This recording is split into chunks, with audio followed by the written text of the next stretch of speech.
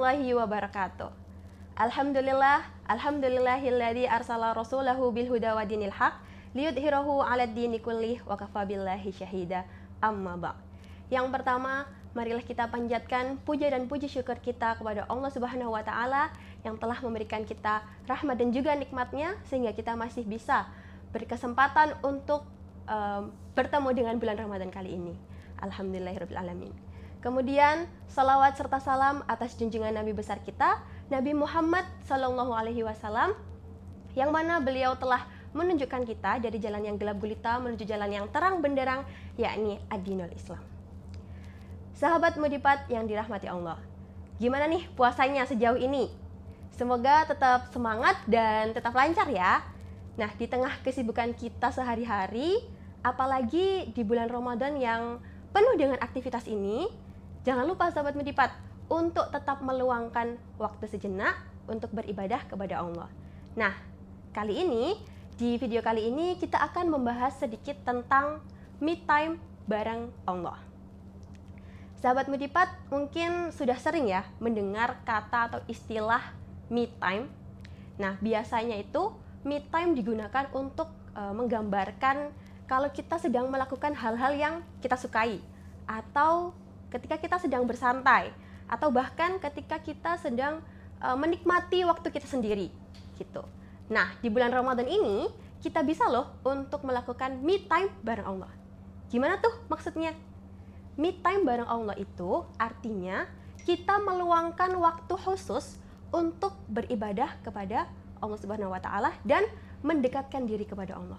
Misalnya, yang pertama, kita bisa meluangkan waktu dengan bangun sedikit lebih awal dari teman-teman muslim yang lainnya. Ketika orang-orang masih tertidur lelap, kita bangun lebih awal untuk melaksanakan sholat tahajud. Karena dengan sholat tahajud ini, kita bisa me time bareng Allah loh.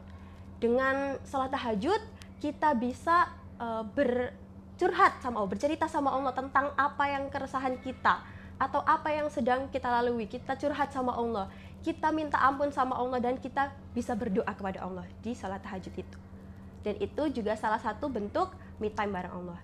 Yang kedua, kita bisa meluangkan waktu setelah sholat subuh dengan membaca Al-Quran atau tadarus Al-Quran. Biasanya kan masih ada waktu gitu ya, dari setelah sholat subuh menuju ke aktivitas selanjutnya. Misalnya ketika sebelum berangkat sekolah, atau berangkat kuliah, atau berangkat kerja. Nah, setelah sholat subuh itu kita bisa meluangkan waktu dengan tadarus Al-Quran, dan juga kita sambil merenungi gitu arti ayat-ayat suci Al-Quran itu. Kemudian yang terakhir, kita bisa me time dengan duduk sejenak gitu ya, sambil berzikir dan berdoa kepada Allah, atau mengingat Allah gitu. Karena di sela-sela aktivitas kita, misalnya ketika kita sekolah, atau ketika kita sedang bekerja atau kuliah, itu kan biasanya di bulan-bulan selain bulan Ramadan itu kita ada istirahat ya. Nah, saat istirahat biasanya kita pasti makan atau minum. Nah, di bulan Ramadan karena kita nggak bisa makan dan minum, kita bisa meluangkan waktu istirahat itu dengan berzikir, mengingat Allah atau berdoa. Karena dengan kita mengingat Allah itu, nanti hati kita itu bisa menjadi lebih tenang dan lebih tentram. Dan ini sudah dijelaskan Allah dalam surat Ar-Ra'd ayat 28 yang berbunyi, Bismillahirrahmanirrahim. Allazina amanu wa tatma'innu qulubuhum bizikrillah. Ala bizikrillahi tatma'innu qulub.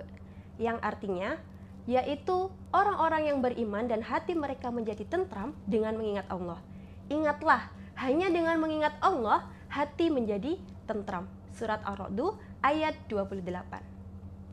Ingat ya, Sobat Mudipat, bahwa me time bareng Allah ini bisa menjadi sarana kita untuk menenangkan hati dan juga jiwa kita.